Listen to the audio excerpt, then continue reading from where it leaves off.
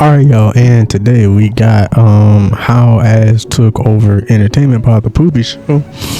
First time reacting to this channel, we just gonna see what they talking about. Well, yeah, first time reacting, but I've seen them before, so we gonna watch this video. Y'all already know the deal. What y'all gotta do? Y'all already know. Subscribe, comment, and like all that good stuff. But without further ado, let's get straight into it.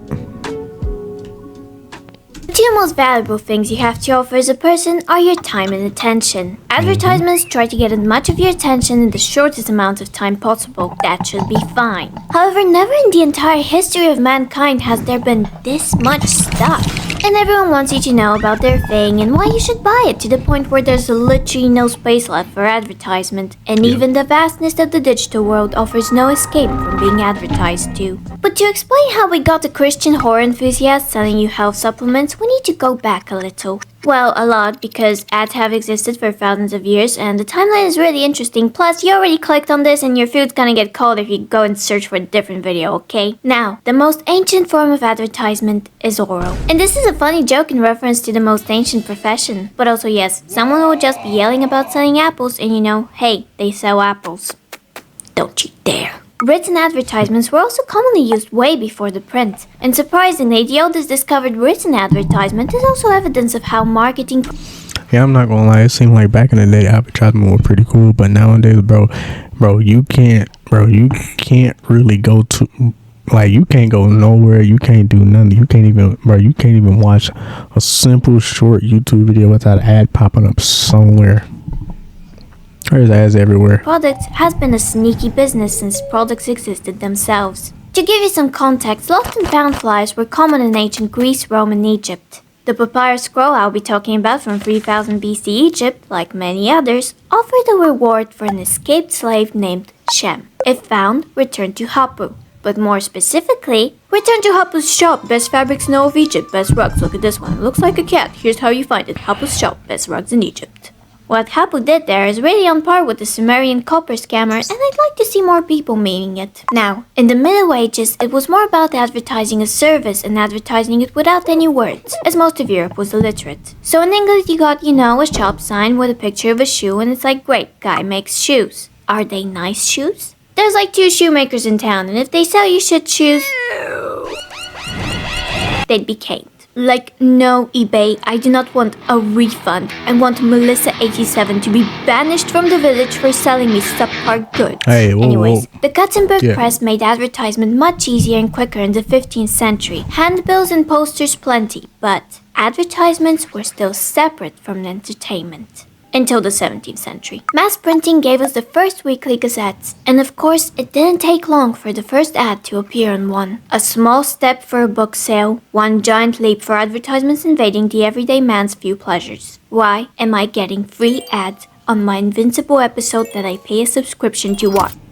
Exactly, bro. Like, bro, you be getting like 30-second ads.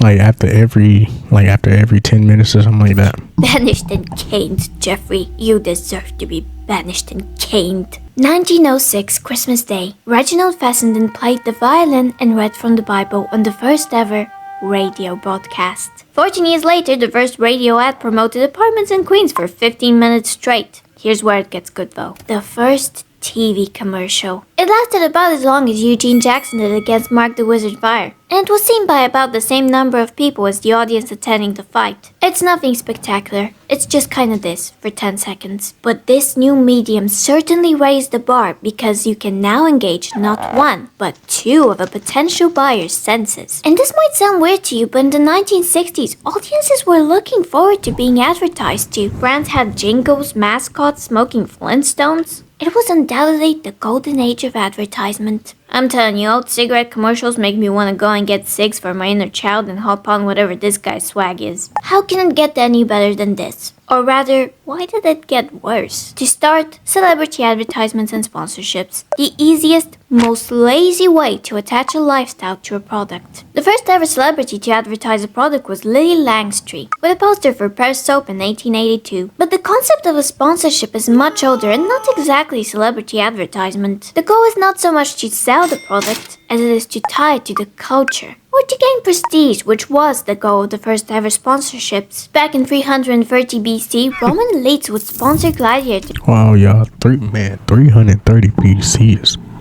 That's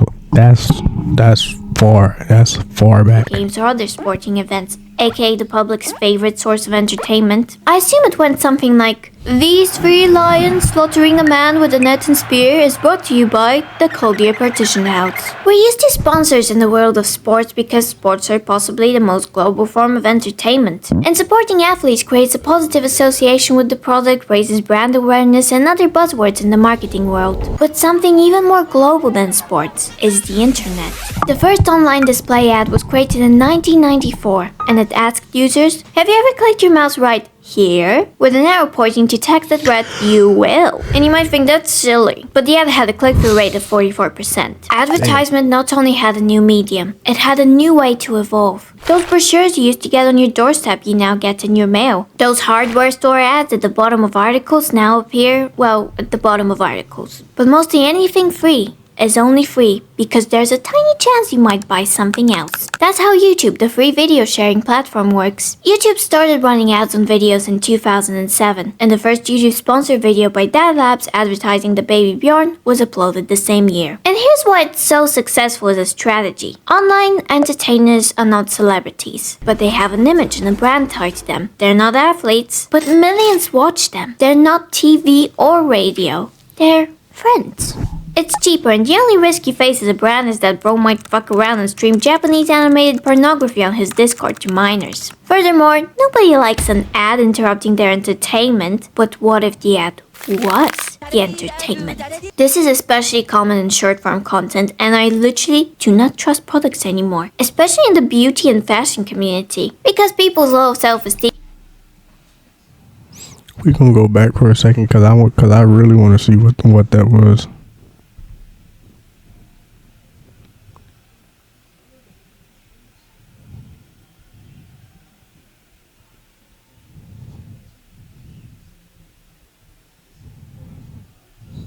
Oh yeah. I literally do not trust products anymore, especially in the beauty and fashion community. Like, bro, look at this. Is that gonna make you want to buy a face mask or anything like that? No, it's not. That just look ugly and stupid. Because people's low self-esteem is a goldmine, and nothing is easier than profiting off of someone's misery. So now some poor baddie is going to bed looking like a mass-produced Picasso in a gentrified Costa. This is unheard of. I remember being super young and playing the free demo of the same shitty game, but it's like a different product every time. But videos... Bro, I remember those, bro. That was fun, bro. Those was fun. But now we ain't got those. Now we just got... Bro, I don't even know, bro. We got them lame phone advertising game like Twerk Run 3D or whatever.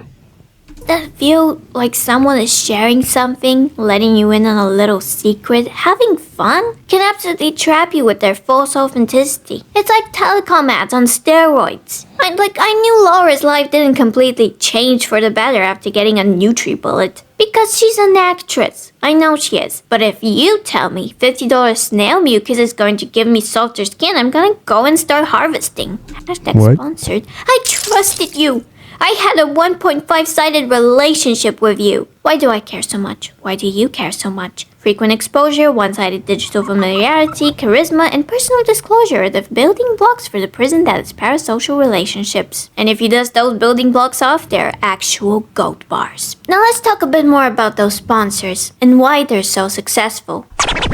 What's up, poop turds? YouTube sponsorships all kind of tend to be the same thing. Oh, that's what so you do see a lot of YouTubers getting sponsored by NordVPN because chances are they're watching you on a device, which might need encryption. You're probably very important to some sort of operation, and people... Like, she has like a nice speaking voice, like, you know, like maybe if you someone you speak at lectures or something like that, or maybe even on like a specific TV show, or like a kids TV show or something. People want to steal your data, but we all know you're gonna use the VPN to watch shows in Canada. Same goes for honey, you know, the quite frankly illegal scam that is stealing from everyone that ever promoted it. 23andMe, MyHeritage, you know, we all got DNA. The various meal kits, we all gotta eat, we all gotta merge, we all gotta make website. But then we get a little bit more niche. If you're lady, or pathetic low testosterone, pseudo-feminist, self-hating little weak-ass bitch ass, well then Adam and Eve might be the sponsor for you. You know, I remember being 12 and watching Trisha Paytas video, and then she promoted Adam and Eve, and that was like the first time I've seen a vibrator. And I was like, is that allowed? And I only know one YouTuber being sponsored by Adam and Eve Dark Mode. Put Papa Meat, I'm blowing a kiss to him. Who is I know this? that somewhat rowdier content gets the Who is that supposed to be? I have no idea who that is. Fume sponsorships because nobody says it's a vape alternative. And we all know edgy people vape. And I'm just saying that's like a sort of F-tier product because I'm not buying a flute that tastes like mint. It's like a mini version of Verb, which is also shit by the way. YouTubers that do essays or make shit will get sponsored by Skillshare or a website that's Skillshare but is named differently. I actually got an opportunity for a Skillshare sponsorship in my email, but they were like, can you make something? And I was like, hey everybody, my name is Sam, aka Sambucha, and I'm a YouTuber who makes variety content ranging from challenges to gaming to pretty much Nobody anything. cares, bro. no. Also, I'm not very familiar with the beauty community, which I know might sound surprising to you. But I bet they get hella sponsors like big names. Now this is such a special case that always amazes me. Wendigo. To me, this man has become synonymous with a cereal brand and a health supplement. So that really shows you that if you have charisma, you can pretty much promote anything. And it's gotten to the point where, and it tastes just fine, has become something I quote on a regular basis. But now the sponsors made me want to do this segment. I saw a Brandon Buckingham video sponsored by Jerkmate. And I felt like I was 12 again watching Oh my god, bro. Why are we promoting this?